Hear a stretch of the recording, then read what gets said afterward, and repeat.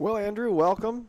Welcome, Hello. everyone, to the game between the Crandall Chargers and the UNBSJ Seawolves. Second game this week for the Seawolves. That's right. It's Alumni Weekend. I'm Andrew Bates. You're Dave Monroe. Yes, I am, and it is Alumni Weekend. There's energy in the air on this campus. Lots of things going on, and the Seawolves looking to continue to play good soccer here. Yes, that's right. They played a dandy on Wednesday night against St. Thomas. It was a massive lift to get that 1-0 result. 1-0, and Scarlett McDonald, I believe, was That's right. after we looked at the replays, and it was a big scramble, and Scarlett put the ball in the net for the Seawolves.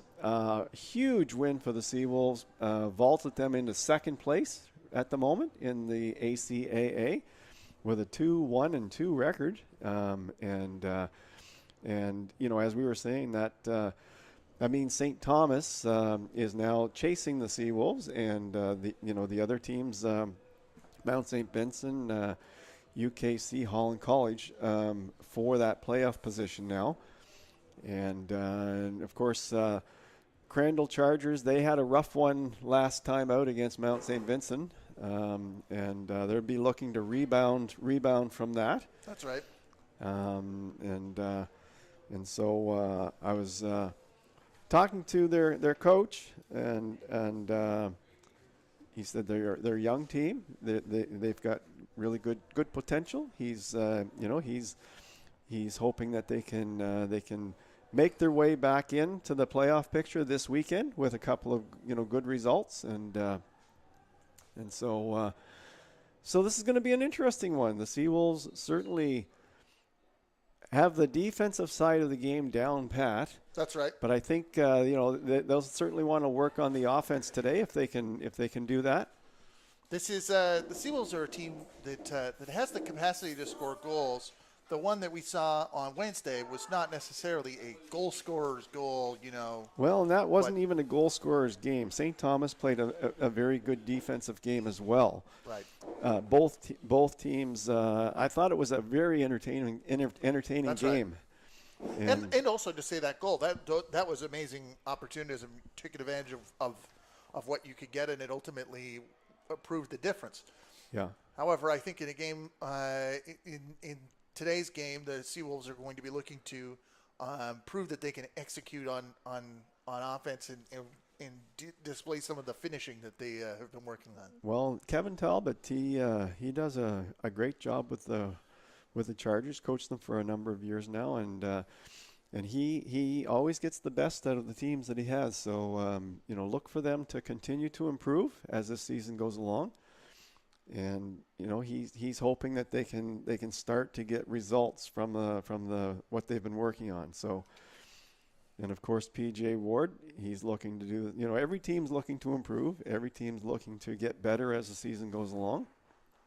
You mentioned that this is a young team, and I was wondering if I could ask you how the cycles of development work in college sports in terms of you're not necessarily looking at this game or this week or this season. You're looking ahead at trying to bring some of these players along. Well, there's a real fine line to it. You're hoping you can get top level recruits that can step into the lineup, but they still don't have the experience that a fourth-year player has or a third-year player. So I don't think you build championships on first or second year with first and second year players in your lineup. But you always have to have a good mix of, that fifth-year player, fourth-year player, third-year player, second, first. You need to have a good mix throughout your lineup so there's continuity in your program, so right. that you're not going to be winning a championship one year and then finishing in last place the next. You want to be able to keep the core group of the lineup, whatever stage they're at in terms of their degree program. You still want that core group always to be strong, whether they're fifth year, fourth year, third year, whatever. They need to be strong, and you continue to build the pieces around that core group, and the core group changes every year. That's what makes it tricky. And so I think the Seawolves. I think P.J. Ward did a really good job with that last year, and this year's Seawolves lineup is looking really good from what I've from the home games we've seen. Yeah. And I watched we've seen quite a bit of soccer here now.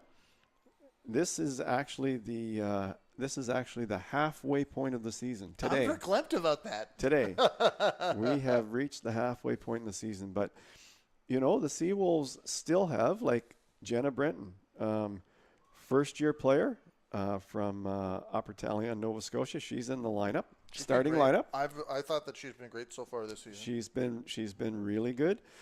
We've got Grace Gordon, number 15 from Kelowna, BC. She's in the lineup. That's the right. Starting lineup. And that's something where we've seen that sort of develop over time. Randall coming forward. Lindy Anderson, number 17. She's a first-year player from Musquash, New Brunswick. And number 18, Caitlin Brzezicki, first-year player from Sherwood Park, Alberta. She's in the starting lineup. And Lydia Hebb, first-year player from Wildville, New Brunswick. She's in the lineup. So the Seawolves, they're having a good season so far. They've only lost one game in 5 games. Right. One in 5 games. But he's already developing that core first-year group of players. That's right. And so things are looking really good for the Seawolves for the foreseeable future, really. So now the Seawolves are just trying to get better and get to the point where they're going to compete for the ACAA championship. And it doesn't look like it's going to take that long. It's always interesting to track the development. Start for Brzezicki as the goalkeeper. Be good to see what the first year keeper can offer. Number 8, Taylor Fredericks. She's in the starting lineup for Crandall, which is great to see. She's from Salisbury.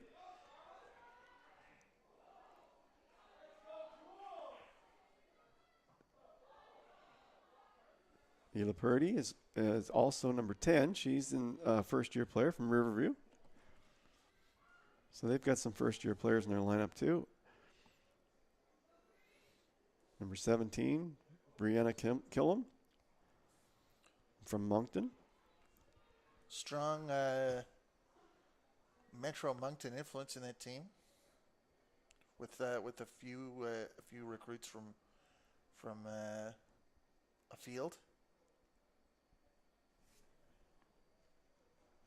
including Priyanka Rajput from Jaipur, India, as well as we have a few players from New Dominion and PEI. Well, Canfield, Nova Scotia. If Priyanka's parents and family and grandparents and friends are watching from India, welcome. Welcome to the broadcast. Welcome. I'm not sure of the time change. That would be what is the time? We're available on VOD, I think. Yeah, but if you're watching live, welcome to the broadcast. That's I'm always excited whenever I see a new name in the location column or one. I'm from British Columbia, so whenever I see, Grace Gordon is from Kelowna, BC. Hello to those in the Okanagan. Yeah. Yes. Well, that's the beauty. That's the beauty of live streaming. That anyone in the world can watch it. Of course, before, many years ago, you would have to come to the stadium here if you want to watch the game. You wouldn't be able to get a live stream of it. And I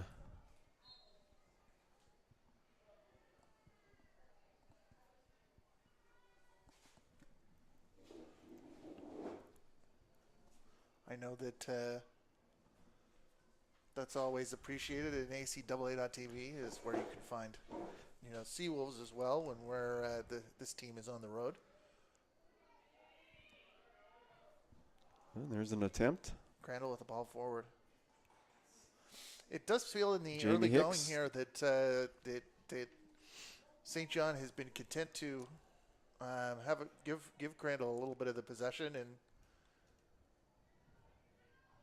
control the game in other ways.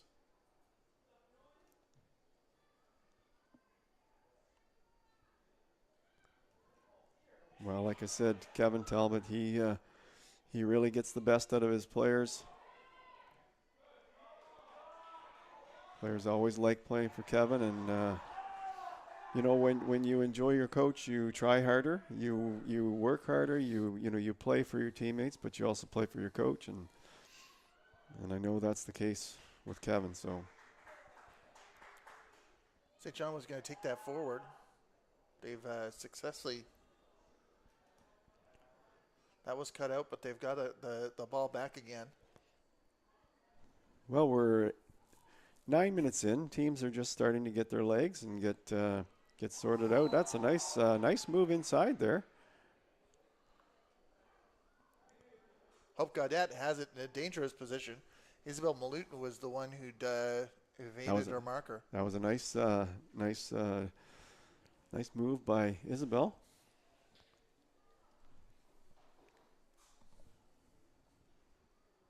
Nice alumni crowd here on a beautiful day at the stadium. It is a beautiful day at the stadium. Lots of people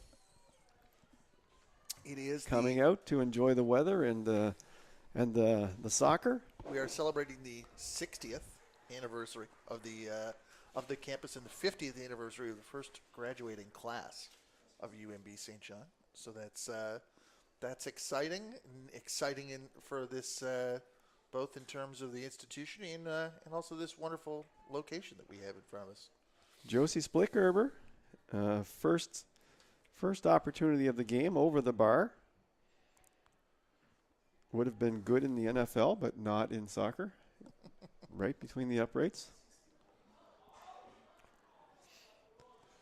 They're hard to ignore, even if, for practical purposes, they play would be dead the moment the ball would touch it, or before the ball would even touch it.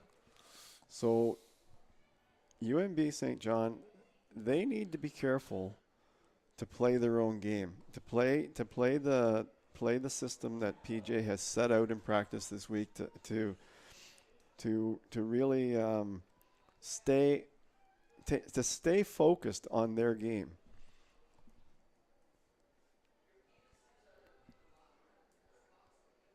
And I think, you know, in a game like this, I think they want to be very direct. They want to be very quick, counterattacking, very direct. You know, maybe against like St. Thomas the other night, lots of passing, lots of ball movement, lots of you know, getting space, switching fields. I think the Seawolves, especially early on in this one, they really want to be direct and they want to get shots on goal, as many shots on goal as they can. Right. Early in this game. We saw a shot in, I believe, from either Scarlett McDonald or Isabel Malutin. So we're starting to see a little bit more of that front foot from the Seawolves.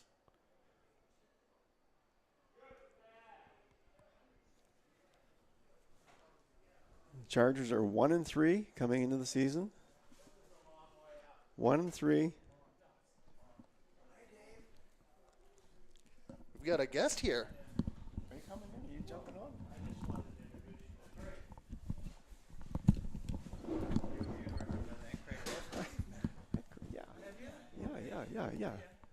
Yeah. We'll be outside. Okay. I was just talking to former basketball player Craig Wilson and former athletic director Bob Bunnell, who's going to join us on the broadcast sometime. This is what we enjoy about Alumni Weekend is seeing the faces. Well, Past years. Craig, yeah, he played a long time ago. One of the best players of all time here. So nice to see him. Nice to see him back. And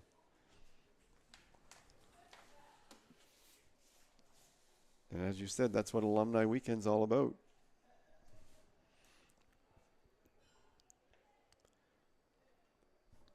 Well, we're 13 minutes in. No score here. Crandall doing a good job controlling the ball. Just short passes. Crandall has a ball. Crandall gets on the breakaway with number 17, Brianna Killam. That was That offside. is called. Yeah.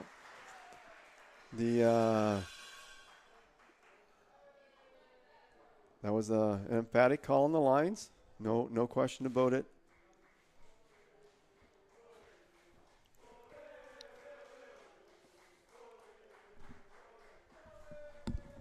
We've got some songs coming up from some Seawolves supporters in the stands. I love to see that.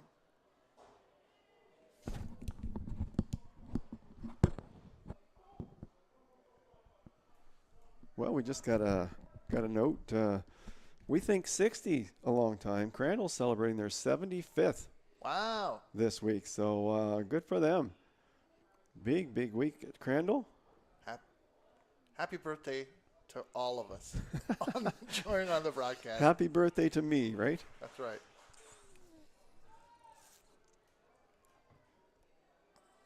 Well, the Seawolves defense has to stay tight. Crandall almost got through on a breakaway. It was offside, but still, the Seawolves have to tighten things up. We're almost 15 minutes in.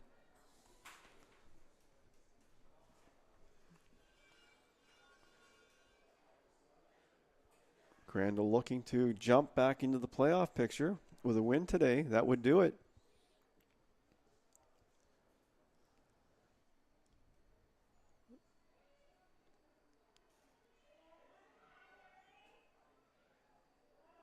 Seawolves looking to solidify their hold on second place here today.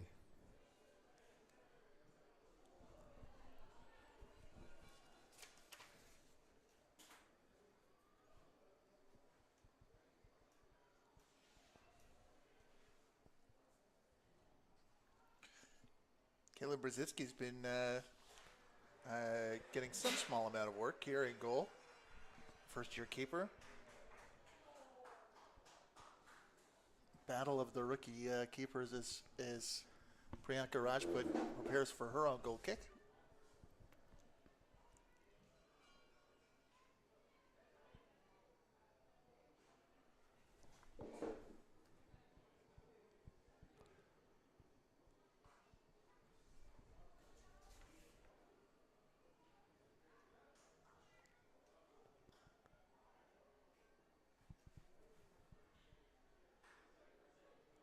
Thought Haley Coleman played a great game last Wednesday That's right. for the Seawolves. She was under pressure on the back line. Like St. Thomas really pushed hard at the end, but Seawolves did not break. Held it together.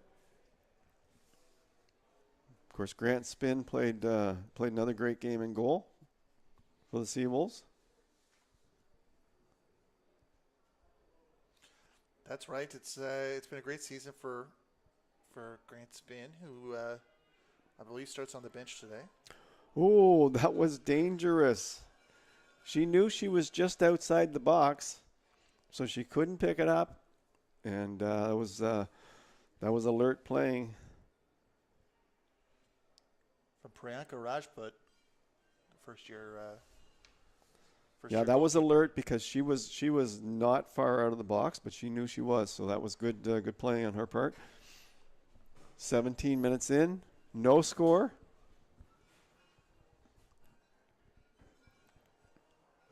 Seawolves coming off a big win against St. Thomas on Wednesday.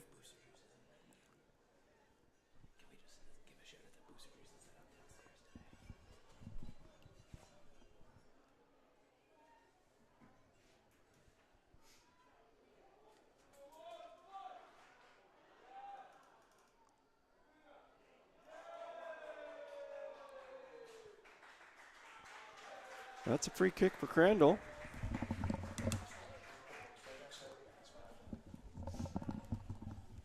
Crandall in their yellow and blue.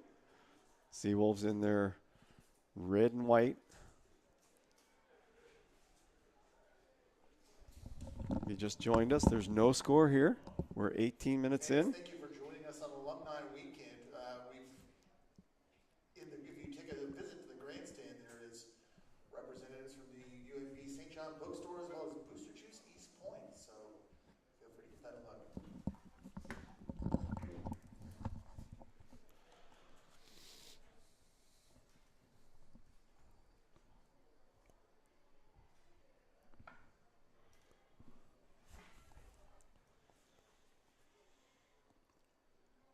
And here comes Josie with possibly the first goal of the game. That was cut out. That's well played. And it's just kicked. Simona Romano got that. Seawolves with a significant wind advantage here. That was far away from the goal line, but it was it looked like it was going to roll in by wind strength alone had it not been interceded. As we've seen Split Gerber many, many times before, she knows just how to hit the ball so that was on the near post, but it never made it past Ella Purdy. And that'll go out for a goal kick. Seawolves like to take this opportunity to thank their 2024-25 season sponsors, Centaur Products Atlantic, Domino's Pizza, where UNB St. John students get 50% off online orders, Booster Juice East Point location, One Team Sports, and the UNB Associated Alumni. Andrew, every time you mention 50% off for a student, I want to go back and be a student. It's a good deal. I'm not sure the trade-off would be that good. Financially, that is. The pizza would be great. Split Gerber has it in the area, takes a shot. And that's a nice save, real nice save by Priyanka. Priyanka Rajput with the palm save, directing it out for a corner. The fans like that one. Well, Lydia Hebb up to take the corner. I'll tell you what, Andrew. I think as time goes on here, you're going to see the Seawolves exert more and more pressure. We're 20 minutes in. I think that you're going to see some high pressure from the Seawolves real soon. That went low, and it was intercepted fairly easily by Crandall's number 15, Kiana Gagnon. Lindy Anderson put that one out. I think that was an attempted pass, but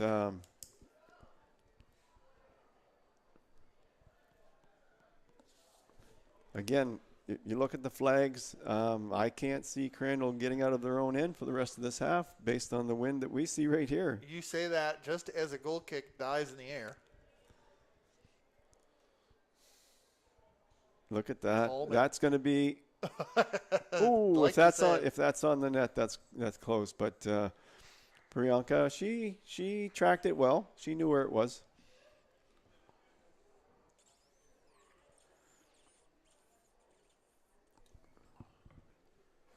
(21:30) now into the game.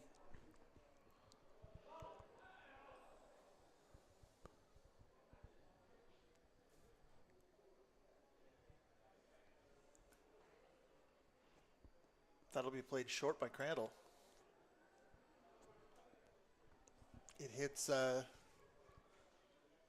Malute, but it goes out for another throw for the Chargers as they look to gain some territorial advantage.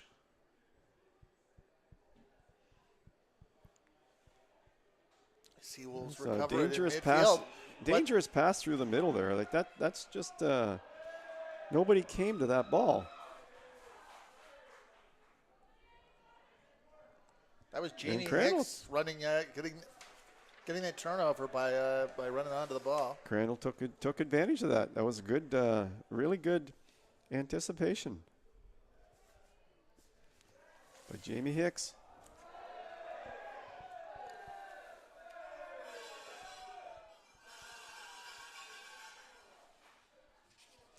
And once again, goes through. The crowd The crowd is alive here. The crowd is alive and well here at the stadium.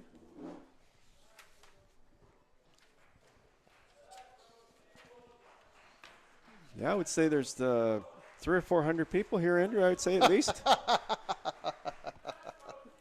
Alumni weekend. Sounds like it. I'm just looking at the stands. It holds 2,500, and it's a good. There's even probably more than 300 or 400.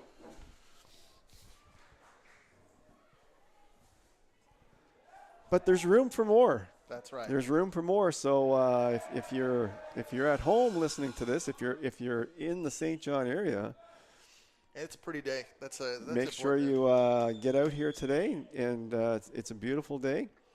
Get out, bring a jacket. The wind's up. That the first weekend of the season here at Canada Game Stadium was damp, to say the least. But almost every other home game has been perfect weather. It has, and Josie Split-Gerber. Crandall just continue to play defense here and take. That's headed on. Hope Gaudette battles around the edge of the penalty area. That's a nice move to the outside. Nice pass to the outside. And then it was. That's Jamie Hicks that was making that move.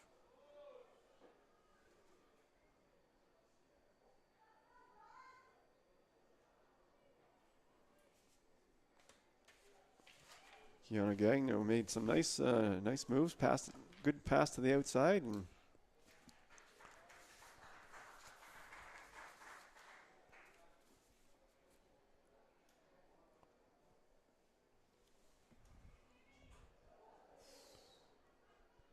Seawolves have to get sorted out. They need to get some width and some depth to their lineup. This could do it. Splipper. There it is. To Malutin. High. That was well placed up in the top, but just slightly wide. It's hard to tell where it's going from up here. It looked like it was maybe even going in the net, but it was wide.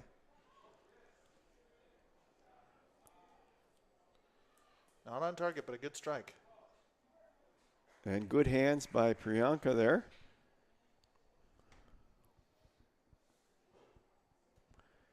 Not a bad kick into this fierce wind. It's going to knock the ball down immediately.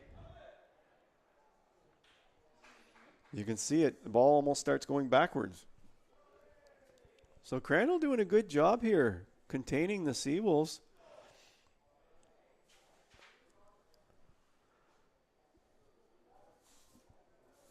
Seawolves need to continue to push hard. They need to press. And that's a ball. Hope Gaudette sends that up. Scarlett McDonald is on the doorstep, but Rajput catches it. Yeah, Priyanka's got it.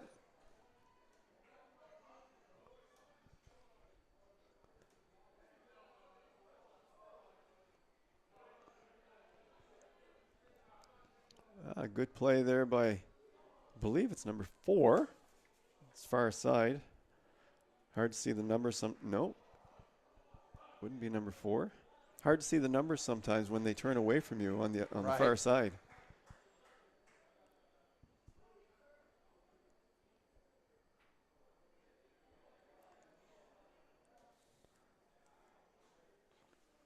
And that one's going out.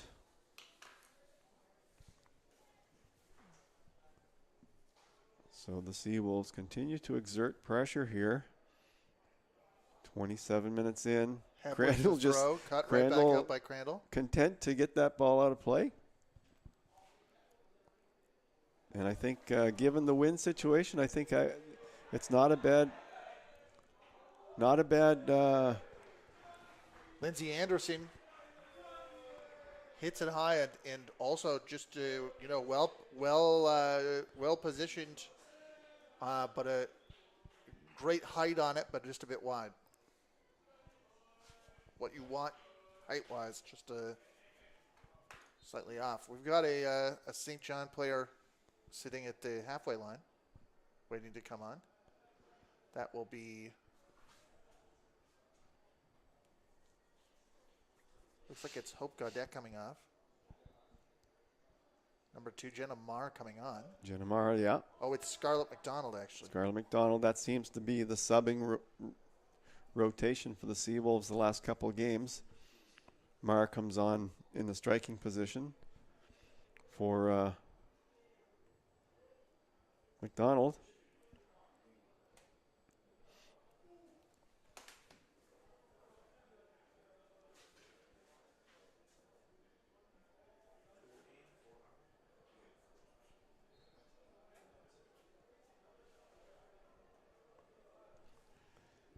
UNB St. John substitution in the 29th minute. Leaving the game, number 3, Scarlett McDonald. Entering the game, number 2, Jenna Marr.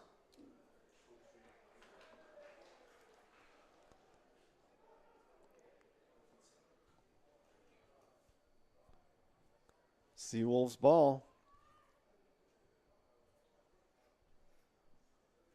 Seawolves have not generated the offense I'm sure they were expecting.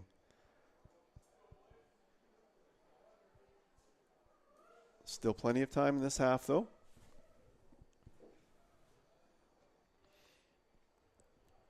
$16 minutes regulation time, plus whatever is added on in this half, so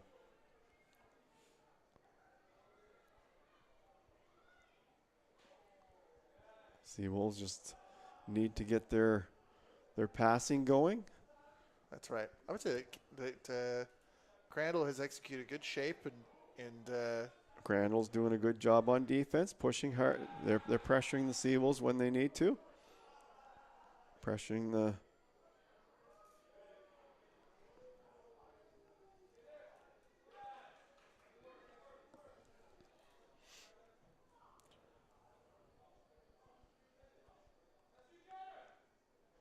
soccer's kind of a funny thing that way. I kind of hope Gaudet tries to send that forward, but it's cut out. And that almost got through. And that would have been Josie Splick-Gerber. And if the ball was on her foot, it was as good as in.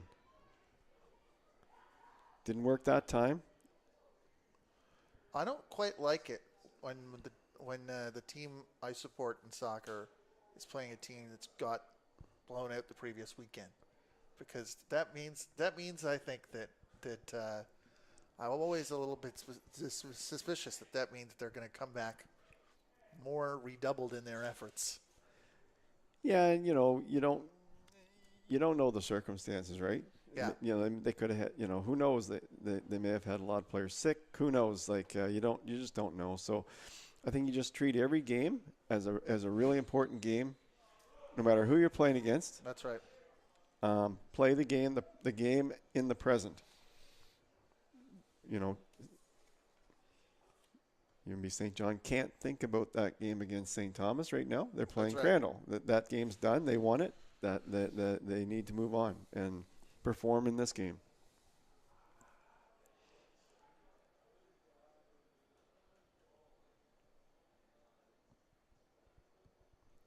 Well, I think Crandall they've done a really credible job here in the first half, given the wind advantage that the Seawolves have. I think Crandall's done a really good job defending so far.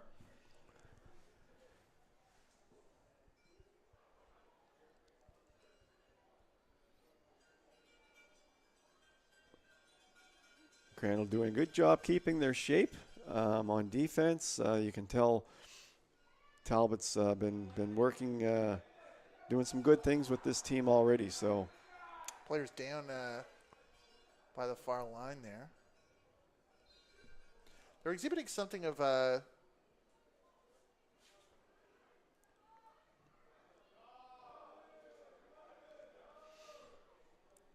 Crandall ball.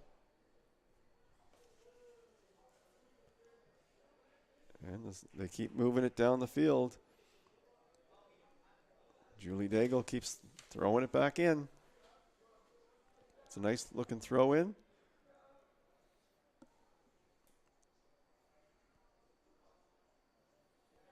And that's off a Crandall player. So the Seawolves are going to get the ball.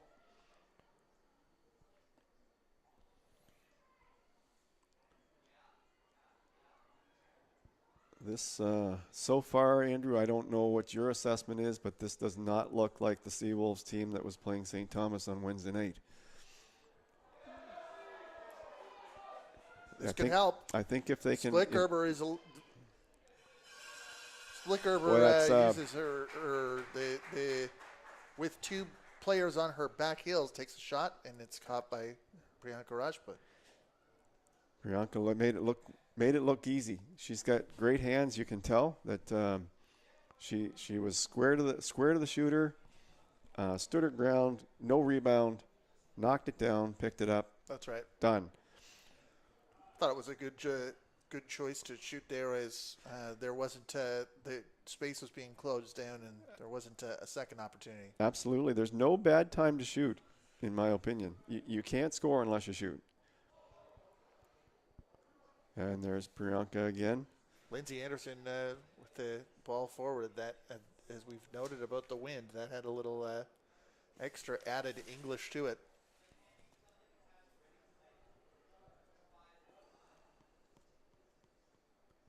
Oh, that one got away from her.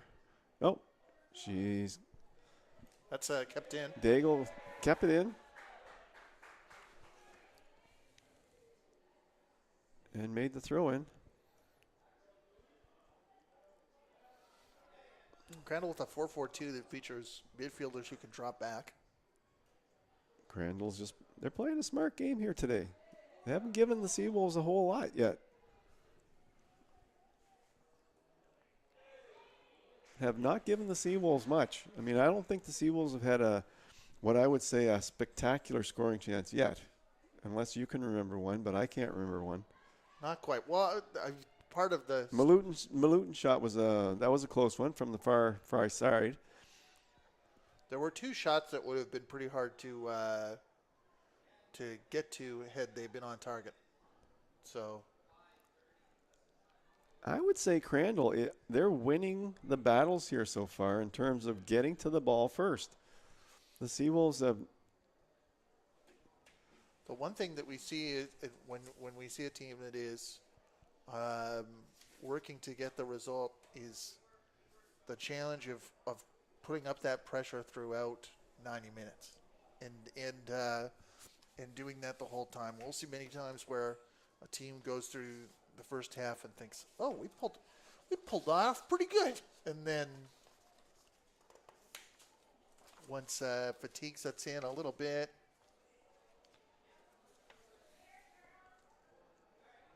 That's it. No.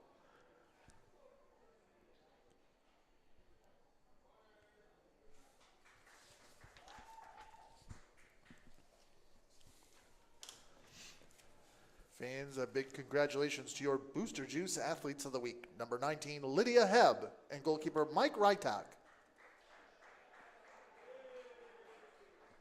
Join Booster Juice in the grandstand for more of what they have to offer. That's a nice ball into the box. There it is. That's in for number 15, Grace Gordon. Grace Gordon scores. Make it 1-0 for the Seawolves, and that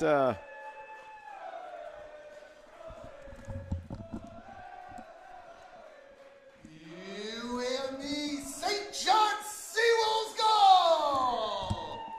Scored in the 37th minute by number 15, Grace Gordon!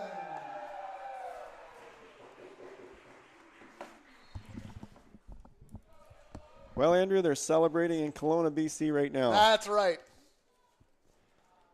No question about it. That ball had come in, floated in, and there were a number of red jerseys in the box, and Gordon rose to meet it. That ball looked dangerous right from the get-go. Beautiful, beautiful cross into the box from the corner, from a corner kick.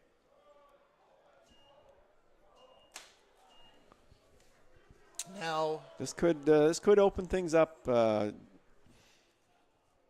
What we've noticed in this league in general, when a team scores, the play opens up. That's right. It just seems to happen naturally. And Crandall are going to be hard pressed based on their first games. They've only scored 3 goals this year. So they're going to be hard pressed to tie this thing unless they've been working on some offense of their own. Seawolves defense has been very stingy all season long. So if you're a Seawolves fan, you have to like this position already, even at 1-0. Crandall really haven't had a scoring chance to speak of. So they're going to have to take their chances, and that's going to maybe not, obviously not at this early in the game. It's still only the first half, but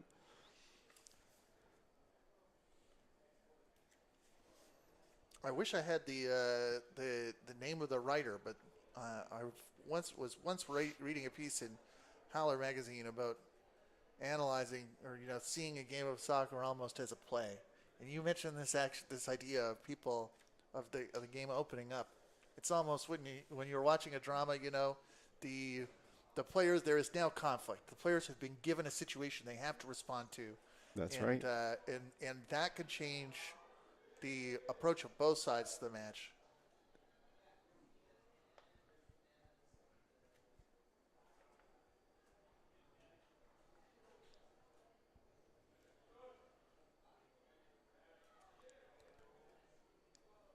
But again, even with that goal, I don't think the Seawolves are quite as sharp as they were against St. Thomas the other night. And so if they're leading 1-0 and they haven't been quite as sharp, that's probably a good sign of the things to come for the rest of this game. If they can get their game back.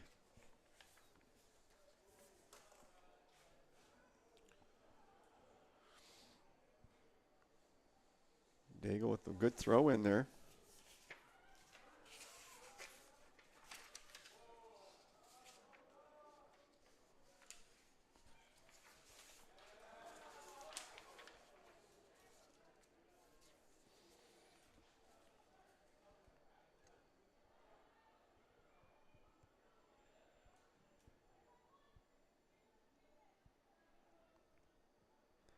Andrew, I think the other thing with Crandall is that at 1 win and 3 losses, you wonder about the depth. Do they have the depth to finish out the game with? So we'll be looking for that as the second half goes on. They've got see if the Chargers can finish this one strong and.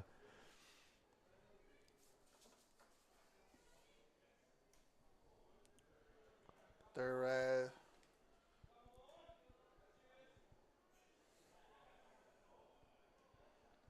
have about 6 players eligible for selection, including the backup goalkeeper.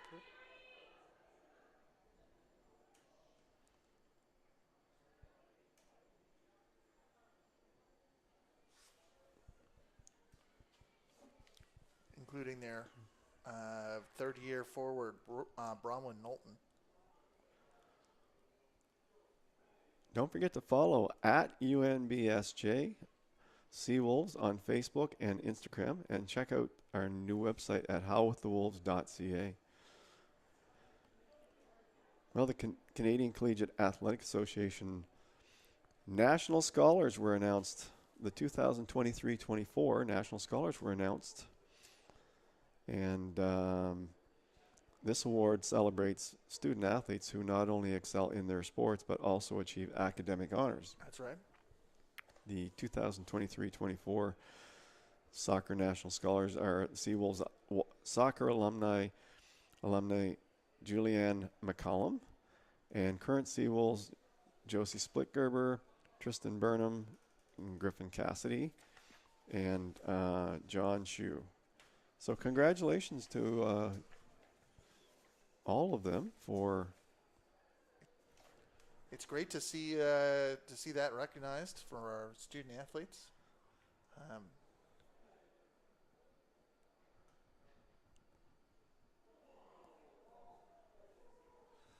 We'd also like to acknowledge that the land on which we gather is the unceded and unsurrendered traditional territory of the Wolastoqiyik, whose ancestors, along with the Mi'kmaq and Passamaquoddy nations, signed peace and friendship treaties with the British Crown. St. John campus is called Minnequest, now, located at Minnequest, now called St. John. Minnequest today is home to many diverse First Nation, Inuit, and Métis people. Well, we've got a Crandall player down.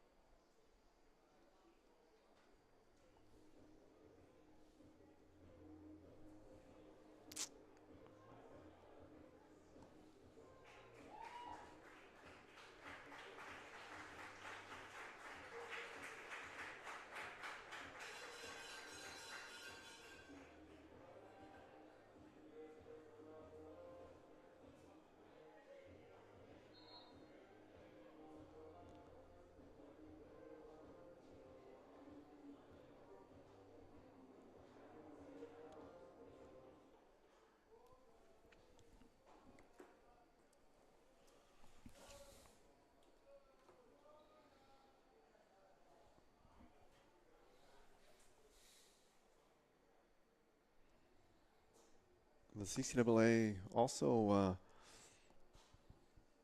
announced the CCAA All Canadian athletes. Those are the ones that get honors at their school and are also on the All-Star team. Wow. That's a pretty big deal. That's of all Seawolves, in on Rajput. Jack Fury Miller, basketball. Josie Splitgerber, of course, we're watching her today in soccer. And Emily Robichaud in volleyball. So that's a pretty big deal. We've I was just going to say this with the national scholars. Many of the names on this list are people that we see on the broadcast and great leaders. In addition to being great athletes and great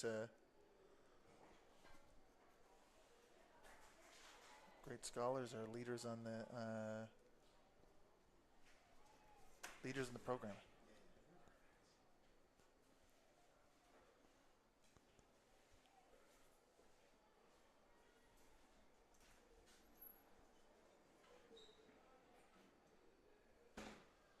Brzezinski has it for a goal kick. Takes it short. No messing about. That will go out for Hope Gaudette will send it up for Jenna Marr. That'll be run in by the line. Go up for a Crandall throw. We're into stoppage time in the first half. Other than that brief pause we just had, there shouldn't be too much of it.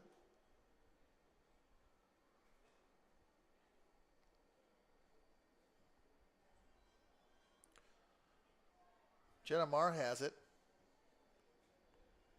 Ball had popped up a little. Referee content to let that go, but that'll be a free kick against the Seawolves.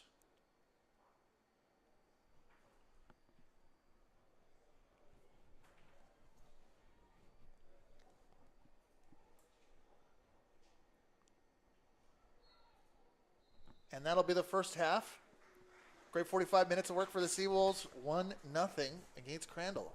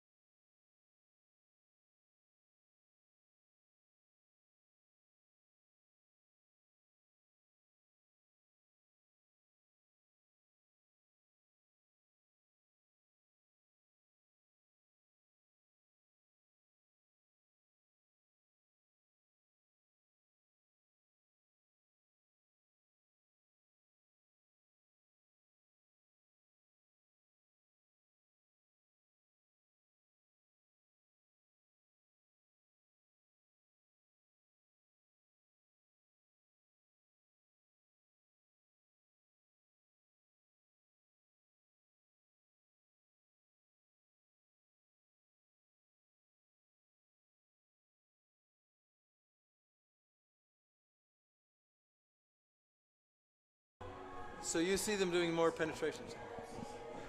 Okay, so here we are. We're back, getting ready to start the second half.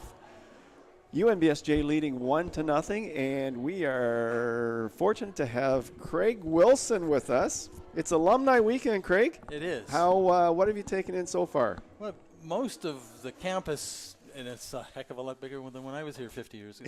It's a 55 years ago. Different camp. So what was here when you first started? Just the three main buildings: the Chipman Library, the Arts and the Science, the Ganong, and I can't remember the other one.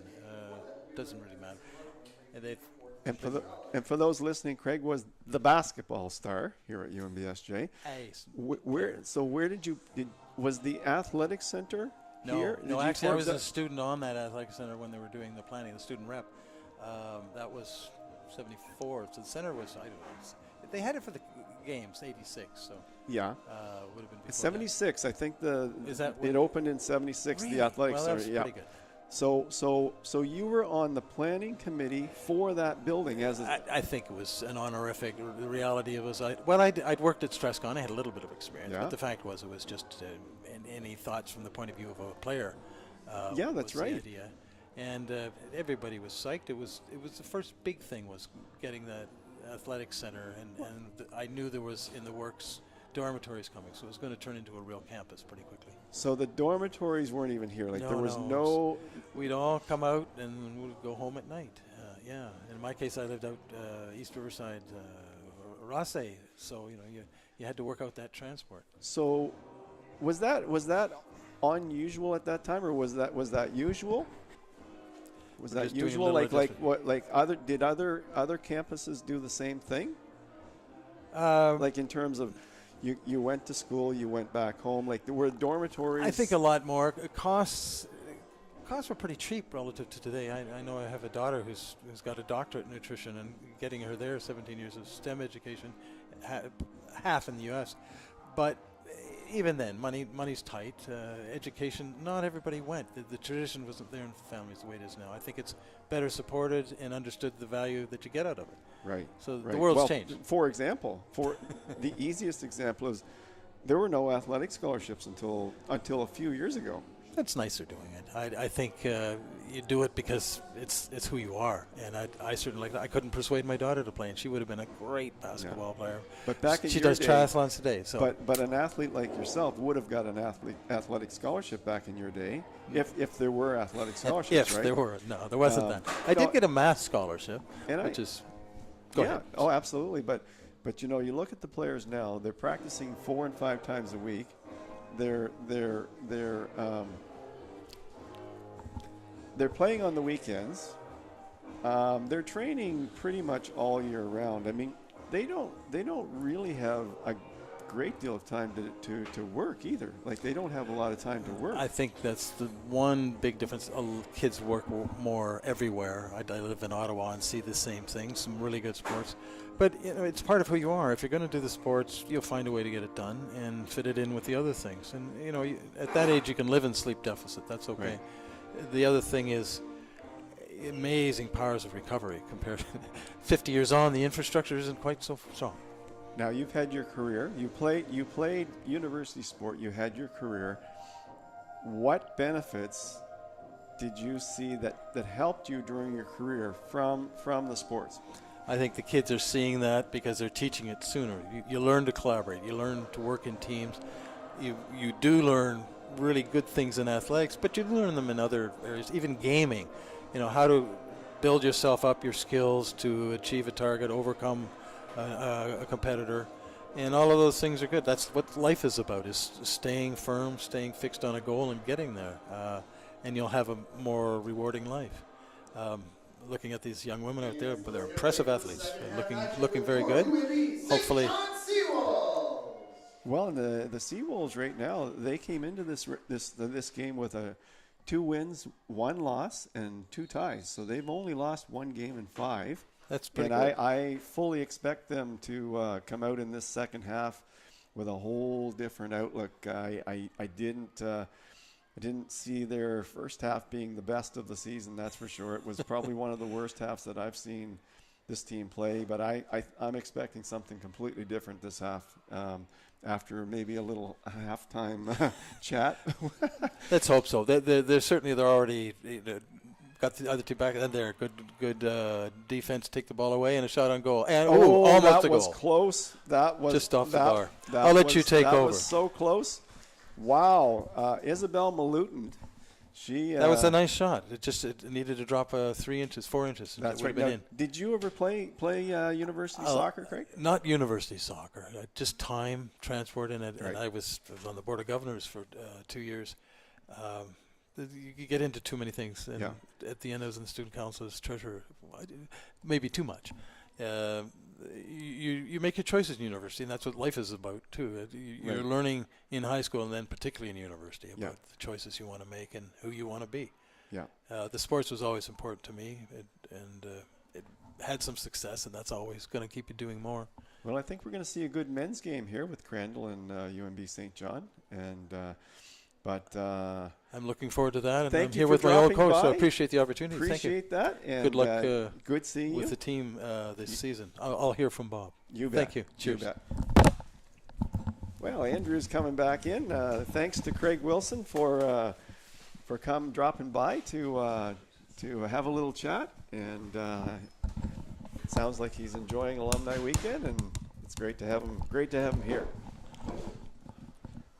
Andrew, always nice to see the alumni players coming back. That's right.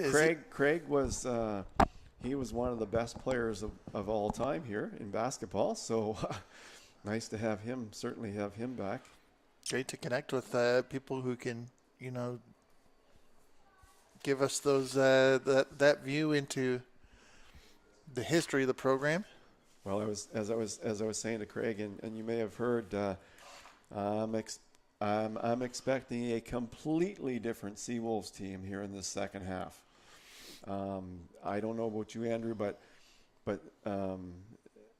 that first half was just a shell of Wednesday night. Well, that we saw that shot from Isabel Malutin, and I was thinking that was a much more dangerous looking version of the same kind of shot from the previous half. That one was very close to going in. Yeah. So, no, I think the Seawolves are going to push up and put some pressure on the Crandall Chargers. See what the Crandall defense is made of this half, and while we're saying that, of course, the Chargers are they're going to be looking to counter that. There's another ball into the 18-yard, but. Oh, somebody, the Seawolves, that was cleared. That would have been Taylor Fredericks cutting that out.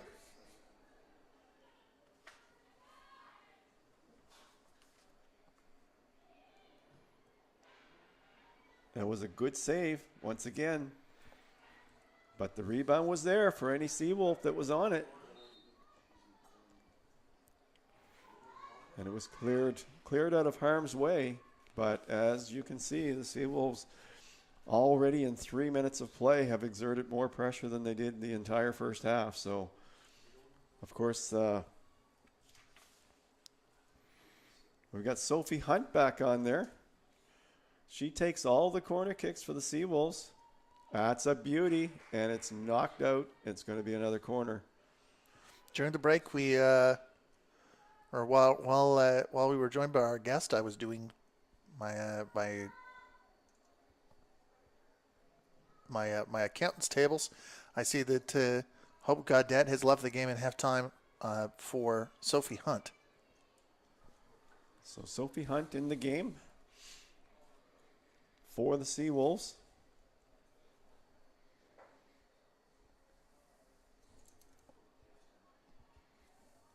And the Crandall Chargers have their work cut out for them this half based on the way the Seawolves have come out to play here in the opening 3 minutes of this second half. And there's another shot, but easily handled. And the Seawolves are on attack again. Jenna Marr touches it in. She gets it back.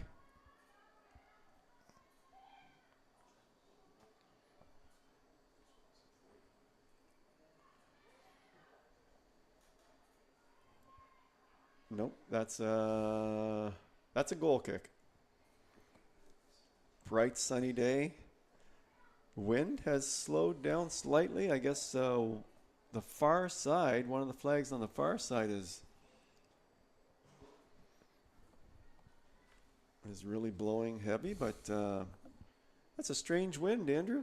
Where it's on. Strange wind because 3 flags are down and 1 is blowing straight out. I've never seen that before. Usually all four flags are blowing the same way. I have never seen that before. We are on the side, to the extent that there's mountains around here. This is one of them. So in my humble opinion, Andrew, the Seawolves need to get going in this game, and they need to exert a lot of pressure. And if they're going to contend for the championship, they've got to really push hard this half and start that ball rolling, because you can't slack off. First half, you can see how you maybe aren't quite ready to play against the team that's 1-3. Wednesday night Seawolves were ready to play right from the beginning, because they knew what was on the line. But your very best teams, your top teams, they take care of business in every game, and so the Seawolves need to continue to do that. They're leading 1-0. I believe we've got the same lineup for Crandall that we went away with, although we have somebody at the substitution bench now.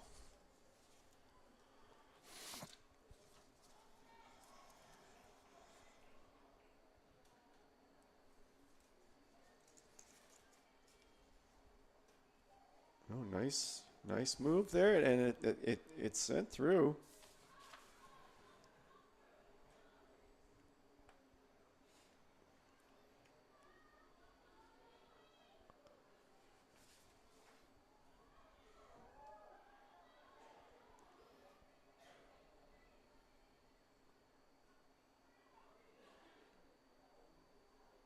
Sophie Hunt sends it back into the middle. Seawolves are bunching up in the middle, not spreading out anywhere near enough, in my opinion, to get anything going from the outside.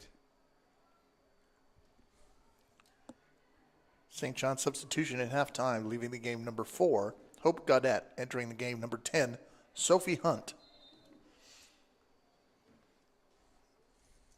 And I may sound a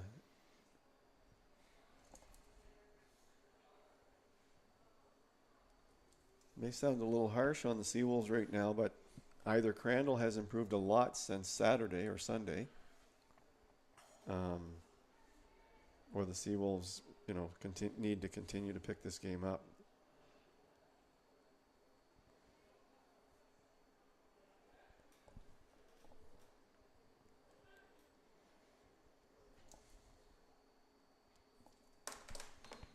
"54 minutes in, plenty of time for both teams to do their thing."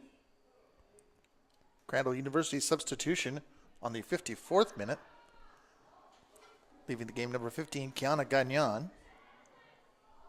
Entering the game number 4, Dominique Leclerc.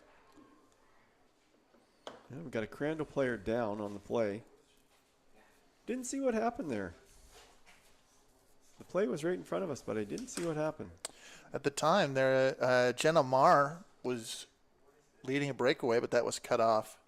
That must have been as part of that.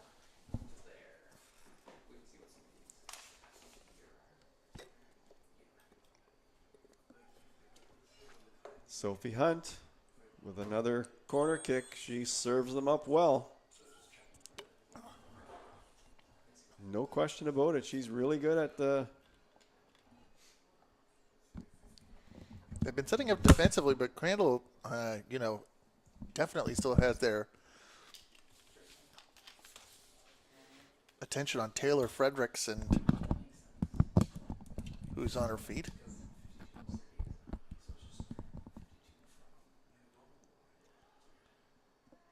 Crandall bringing in more reinforcements into the box. They were outnumbered badly there for a minute.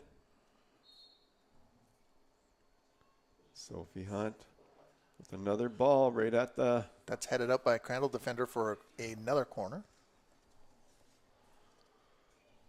So it hasn't taken Sophie long to assert herself in this game. As you've noted in the past, regular set piece taker for the Seawolves. Oh, that's a beauty. Haley Coleman had a foot on it, but it was cut off.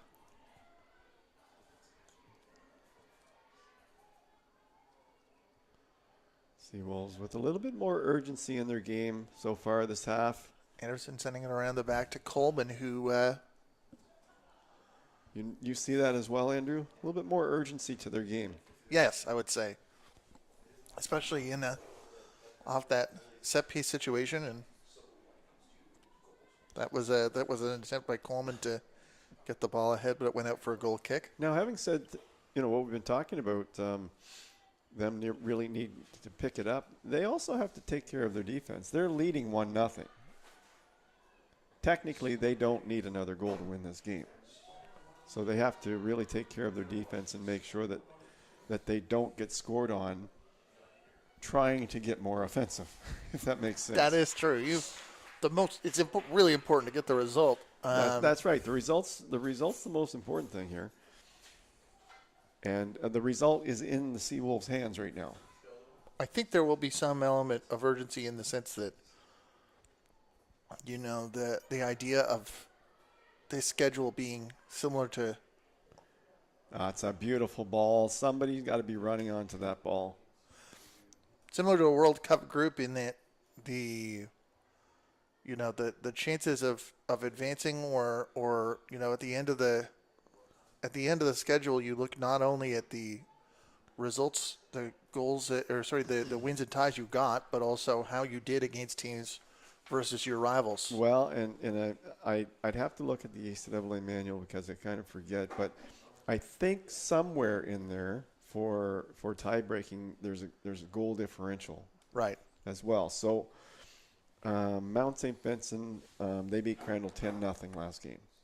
Corner from Hunt. UKC has beat them 7-1. Rashford comes all the way out to collect that. Holland beat them 4-0. So, those numbers might matter if there's a fight for a playoff position. That's right. And so, now on the other hand, again, in talking to Coach Talbot, he's looking for better things from his team. So, those high scores, he doesn't want those to continue. He doesn't think they're going to continue. Those high scores. And so far today, that's true, right? That's right. It's not continuing. Crandall have been able to subdue the Seawolves, but certainly the Seawolves. It's still a long ways to go. There's still 30 minutes to go. So the Seawolves, if they could get a second one, that might lead to a third and then a fourth, and then all of a sudden, that Crandall could lose their will. But at the moment, it's 1-0, and Crandall is still in it to win this game. They can still win. That's why a second Seawolves goal would go a long ways for them.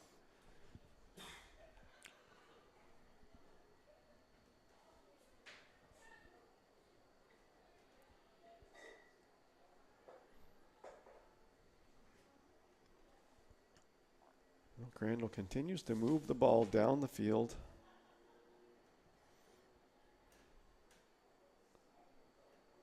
Purdy with the throw in.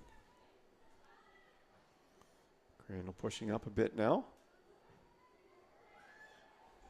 Putting a push on. There's Josie Splicker. She's going to make moves one-on-one. She tucks it inside. Nice, almost over to Sophie Hunt. Well intended there, but Not quite.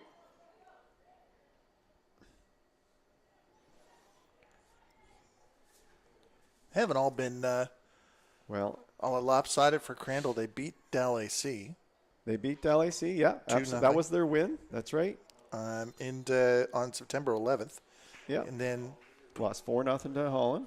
I would say for the 3 games that had multi-goal scores against them, as you point out, this is with Those are 3 teams that UNB St. John's fighting for the playoffs with. when in the 10-0 match last weekend, that was 4-0, 5-0 already by halftime. So coming up to this point in a reasonable position is a It's a win for Crandall. They're keeping the ball out of the net today.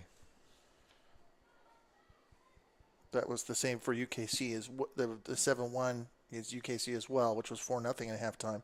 Okay. If you're St. John, I think you would be looking to the Holland College match to start the season on September 7th. Right, 4-0. And then that was 1-0 at halftime. So Yeah, you would be looking to capitalize kind of in that same way. Do something like that. Break them down after the first of those 3 goals came at the 66th minute mark.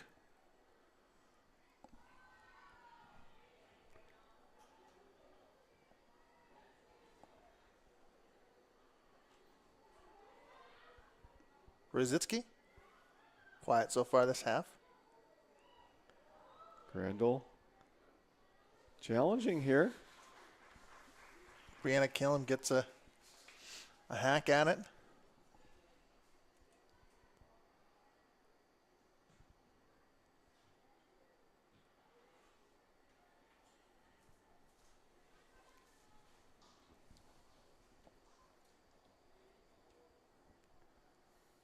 Well, for all our talk, Andrew, it's 1-0 for the Seawolves.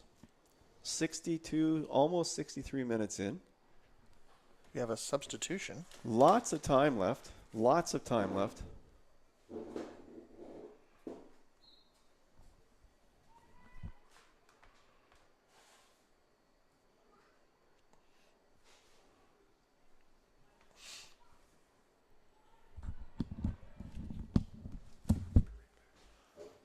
Crandall wants to move the ball up the pitch. That goes out for another throw in.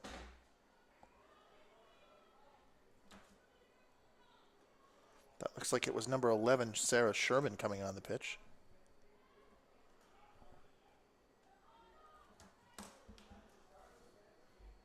Sherman has the ball in midfield. And we'll try to turn it around and go back towards the Seawolves goal. That'll come all the way out for Brzezinski. Crandall University substitution in the 63rd minute, leaving the match number 8, Taylor Fredericks. Entering the game, number 11, Sarah Sherman.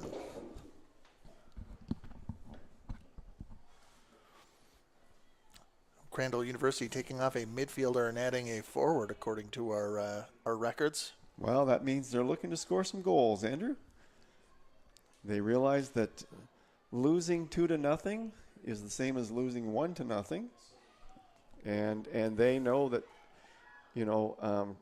Coach Talbot knows that they need to put some wins in the win column to get back into the playoff picture. So he's made that change with 25 minutes left in the game,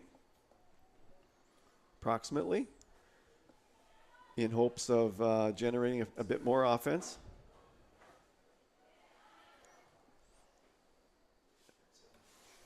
That ball will be easy for Rajput to collect. Been impressed with Rajput tonight or this afternoon.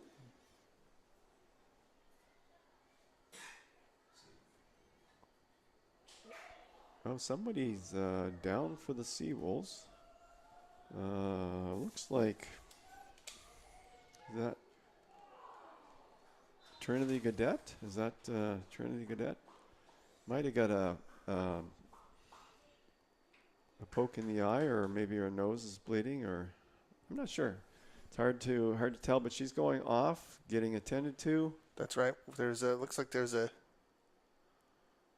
The physio is on, and there's a player with a lineup card hitting to the fourth official. More than one, it looks like.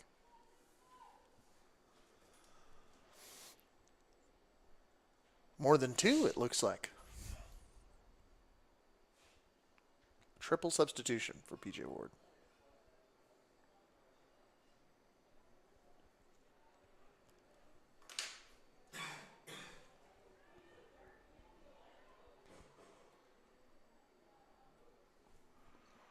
Always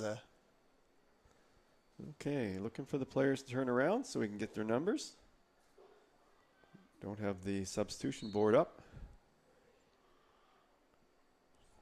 Looks like Whalen came in. Fiona Whalen, number 9. That's right.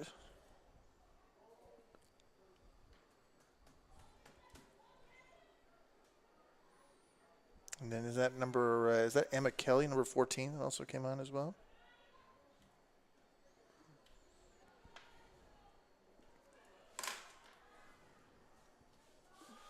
Oh, here comes Josie Splittgerber. Oh, my. Jenna That was Marv offside. hit the crossbar after a slick back heel from Splittgerber, but the flag had been up the whole time.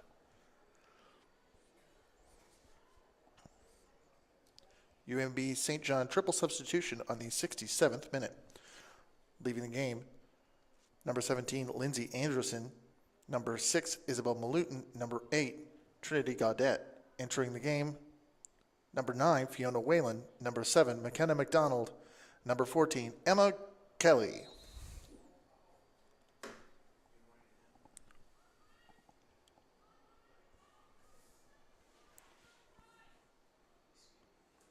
Seawolves moving around the back.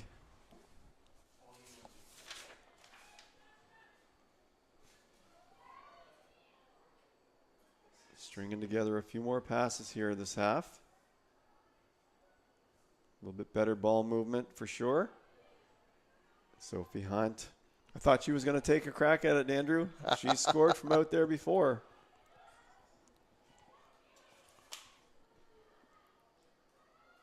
A little bit too much. Crandall doing a good job of crowding out the Seawolves ball carrier on a lot of these plays.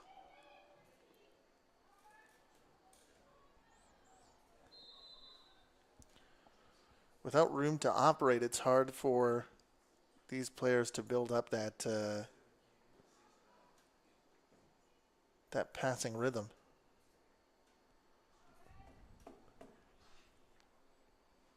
Almost 69 minutes into the game, 21 minutes left in regulation time.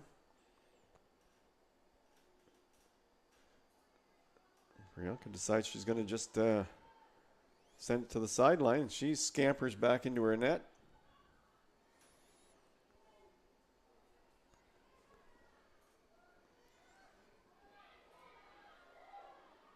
Certainly, that's a free kick for the Seawolves.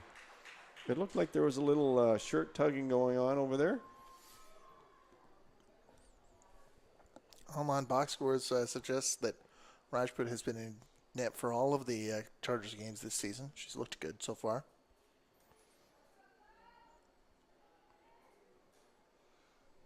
Well, I was going to say Sophie Hunt can score from here. Maybe it's a little far out of her range, but from center, when she's in the center of the field, we saw her score 2 goals from about this distance last year, even a little further out.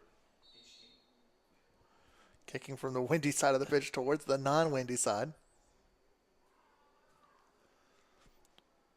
Mara thought... Mara spotted an opportunity where she saw the ball on the ground, but it went out for a corner before she could do anything dangerous with it. Well, the Seawolves, the corner kicks are starting to add up, and as we talked about last game, if you give a team enough corners, they're going to score eventually.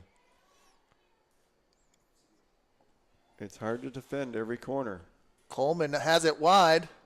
Mara's there, but it's headed by a defender. But you have to give Crandall credit here. They are defending well inside their 18-yard box. You have to give them full marks. I think it was Romano with that defensive header. Seawolves, I think, are doing the right thing. Get the ball into the box, create some traffic. You can't score unless the ball's going into the box or you're shooting. You just can't do it. You can dribble around all day long. You can pass around all day long. But unless you're putting balls on their net, you're not going to score.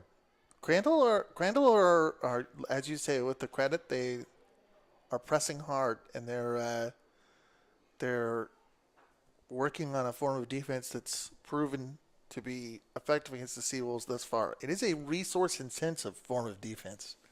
It requires them to be focused and on the ball, or not on the ball, but to be constantly answering the runs that the Seawolves are looking to put together. So they'll have to keep that up, that focus and intensity. And I think they're doing the right thing by focusing on defense, getting that goals against down first. Get that goals against down first, and then work on the offense after that. But Splitger ran over her mark there, Ella Purdy, and that will be a free kick against St. The Crandall offense has been almost non-existent, but at the same time, their defense, I think they've done a really nice job. You as well, Andrew. I think that's right. I think they're doing really, really well back there. They're getting in front of the ball. Like the Seawolves are not getting a lot of clear shots. Crandall are doing a good job staying ball side and getting in front of that ball. Crandall have a player that with a bag of ice there on the sideline. I think that was one of the ones that just came up. But well, here's the thing: a 1-0 game, anything can happen. We talked about Josie only needing one chance. Josie Splitgerber, she's proven that time and time again. And Crandall has had no offense to speak of today, but it only takes that one chance. That's right. So if you're a Chargers fan, stay with us because they're still in it, and they are. Hopefully they'll get that one chance to score, and there's time on the clock. There's lots of time, and the Seawolves, they need that second goal. They've got to get that second goal, and Josie Splitgerber out. Up and over and wide. She chipped it up over the keeper. She knew exactly what she wanted to do with that. It just went wide. That could have done it for the Seawolves.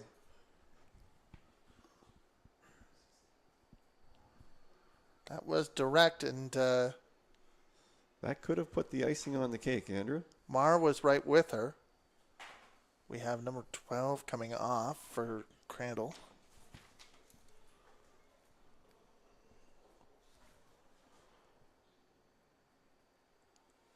So Crandall making a substitution here. Number 3 coming on.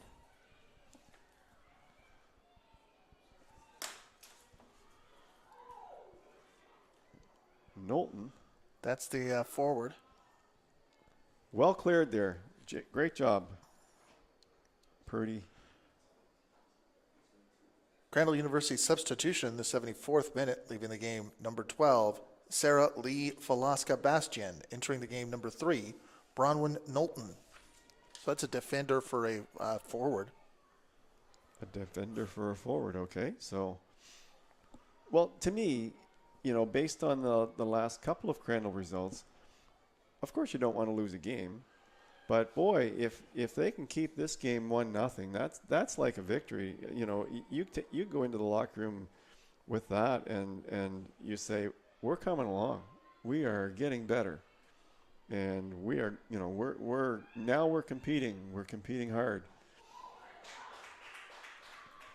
And they have a break here, but so Coleman was able to get on that ball before a Charger could get to it. So interesting dynamics, because if you're Crandall, you don't want to give up 3 or 4 goals at this point. They've played too well.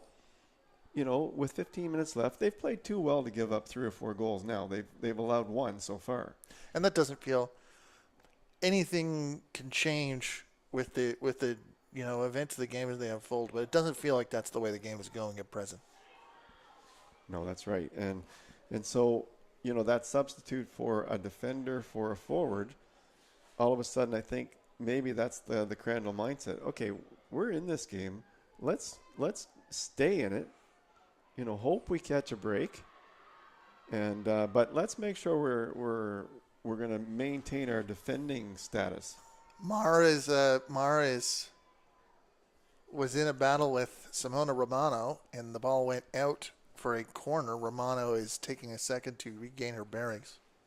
Well, the Seawolves are starting to they're really starting to chalk up the corner kicks, and we talked about it a couple minutes ago. The more corner kicks you give up, eventually somebody's going to put a ball in the net. Coleman has a foot on it, but it goes high. Crandall had the far post well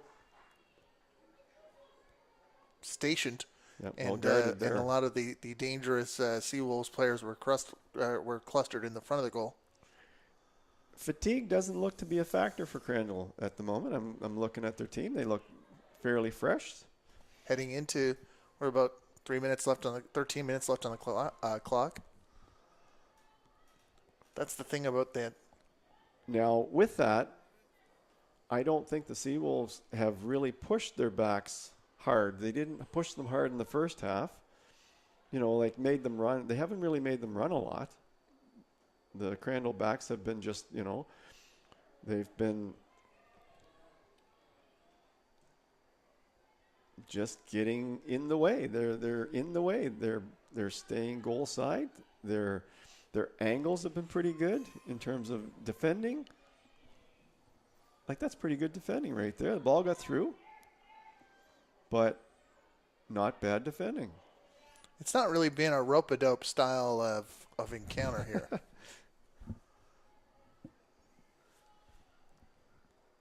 And out comes Splitgerber will go one-on-one with Priyanka Rajput, but that is called as a... So we've got 11 and a half minutes left in this game. The Chargers coming out with a strong effort today on the heels of the Mount St. Vincent game. That wasn't a very good one for them. So kudos to the Chargers for coming back and playing such a spirited game today. And that ball's going to come down all the way, and Grace Gordon is going to have to cut it out. Well cleared by Gordon. Gordon, the goal scorer. That's another one where Brianna Killam was looking for that ball for the Chargers. If this is another, if that stands as the game winner, then that will be another goal where it was a header in a dynamic situation for the Seawolves, similar to the winner of this Wednesday's game. It was. That's right. That's right.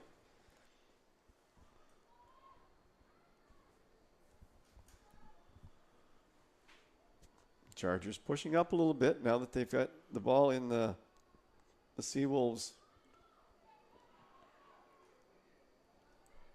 Hunt unearths it. that ball is sent forward, but it looks like the Chargers coach Chargers ball again. Got an armful of it. We are now at the 80th minute right now. So when there's 80 on the clock, it's the first minute. We are in the 81st minute. That's right. It's always a minute. That's right. Same with your birthday. Same with your birthday. Same with your birthday. Well, you're right. You're zero. I guess you're 0 years old when you're 6 months old. but it's your first year as a business until your first anniversary, I guess, or when you're married. Well, Andrew, I think the Chargers have asserted themselves quite well here on the defensive side of the ball. Seawolves have been thwarted in their attempts to put another ball in the net. They've had a couple of cracks at it on the corner kicks and a couple of crosses that went through the box. But the Seawolves have not had a real good shot on net. I mean, a quality scoring shot that I can remember. Well, the Maybe best one of Malutin. this frame would be That's Malutin. right. That's right. Malutin on just over the bar, but that wasn't on target. Right. Yeah. So. And I would definitely agree that we saw a great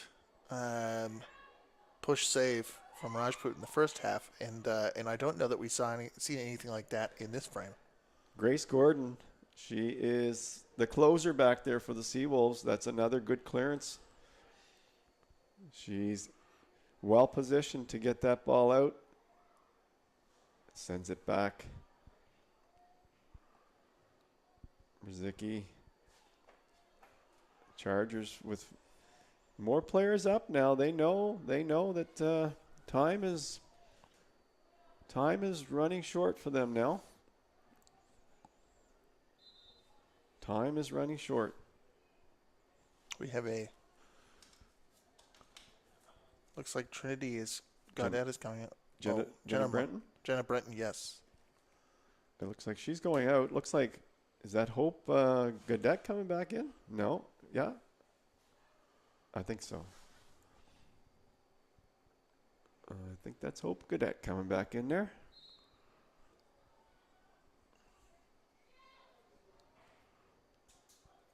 That's right. I think I agree.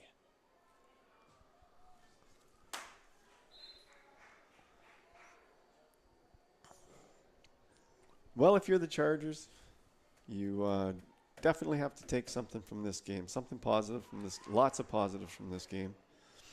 UNB St. John's substitution in the 83rd minute, leaving the game. Number 5, Jenna Brenton entering the game. Number 4, Hope Gaudette. Andrew, I was just saying, if you're the Chargers, you have to take lots of positives from this game. Yes. And you know, the goal now for the Chargers is to keep this game at 1-0. Goal number 1, and I think goal number 2 is to try to generate some offense with that. But I don't think they want to. I don't know. Can't get a point if you let the Seawolves score here. No, and I think that I don't know. It's a tough one. I mean, of course, the Chargers want to win the game. They haven't shown that they can generate the offense to do that. Hunt with the corner, and that's cleared away by Ella Purdy on the near post. So that's the only reason I'm saying. That's the only reason I'm saying that a 1-0 result would be a good result for the Chargers, because I haven't seen them generate any offense. Right. So the chances of them generating any offense in the last 6 minutes against a good defensive team is probably minimal. But we've seen some strange things over the years, so anything can happen. But the Seawolves they were rock solid against St. Thomas on Wednesday. That's right. Rock solid. So they're not going to give the Chargers anything.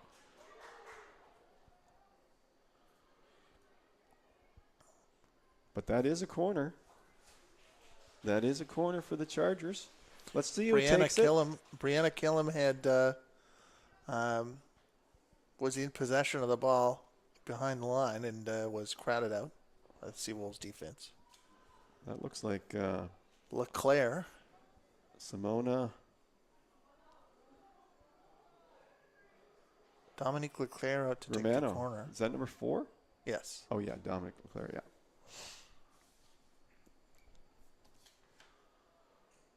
Yeah, Simona's number 5. Romano runs into the goal area. Nice low ball into the box.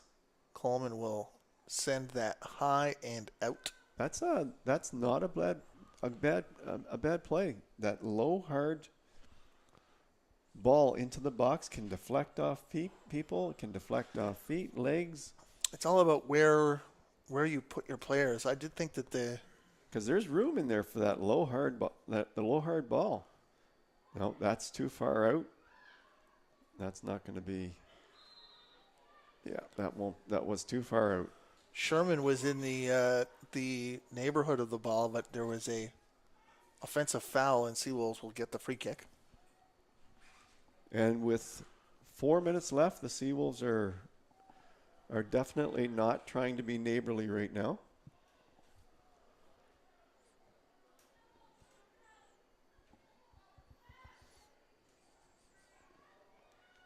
They're trying to close this out, and the Chargers are trying to push up and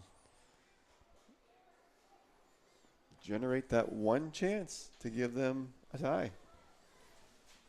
One chance. That's all they're looking for.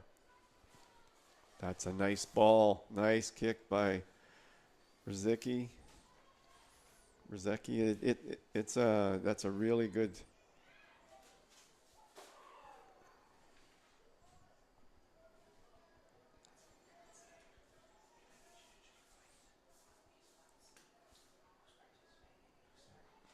Well, Chargers were hoping for something from that ball, but it was cut out. Coach Talbot was looking for improvement in his team today, and I think he got it. That's offside. Yeah. Coleman and Leclerc had it coming together and near the halfway line. Killam's looking to get loose up there in front, up in the. She wants that ball, but it hasn't transpired yet.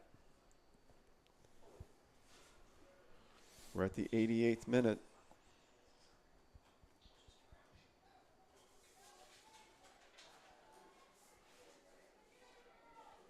One of my favorite sayings in sport is time is not their friend at the moment.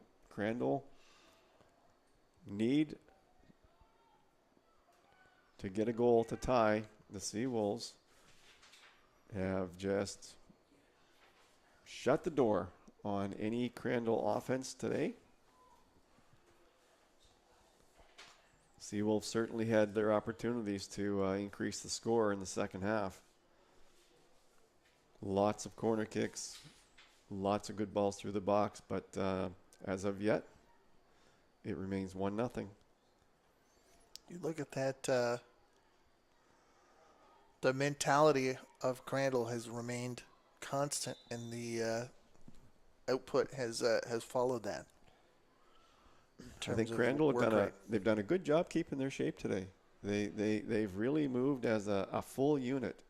You know, from left side of the field to middle to right side, they're really moving well together as a unit on defense, and that because as mentioned, I haven't seen Malutin had a good chance, a good clean shot, but I think that's the only good clean shot I've seen. She had one on the far side in the first half. That's right. But other than that, Crandall have been getting in front of the ball and staying in front of the ball on defense. One thing that we haven't seen, and I think we saw it against St. Thomas, is if you're in a frustrating situation and you just find yourself finding it hard to get just right in front of the goal where you want to be, just taking a couple of long shots to loosen everything up can help. And I don't know that we've seen so much of that. Absolutely. You know, those long shots, they're easy saves for the keeper. But you're right. It just kind of jump starts the offense. McKenna McDonald with a long cross to Splitgerber, who heads it high of the crossbar. She was looking for that one. She wanted that one. One pronunciation. How you pronounce that is Jeanne. Like Johnny with a French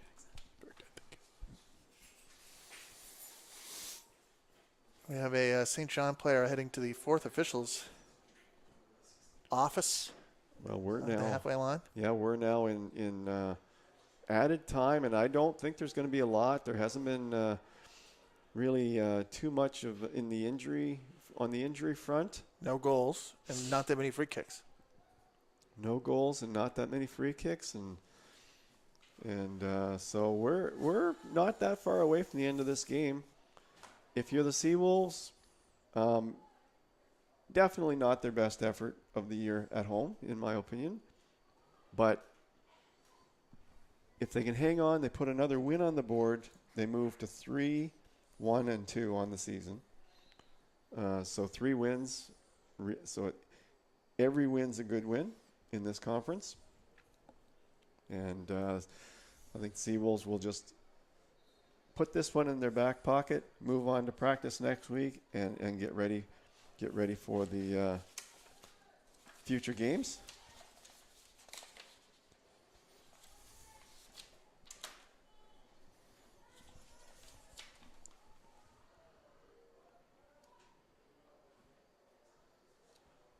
UNB St. John substitution and stoppage time, leaving the game number 10, Sophie Hunt. Entering the game number 17, Lindsay Anderson.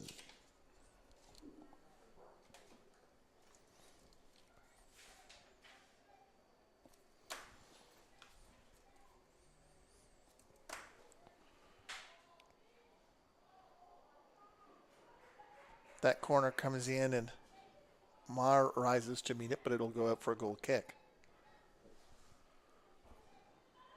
Seawolves' next action will be at UKC, September 28th. They put a win in their pocket today. Nice defensive effort by the Chargers, but the Seawolves win 1-0. And thanks for being with us. I hope you'll join us for the men's game at 3:15. And that's the game.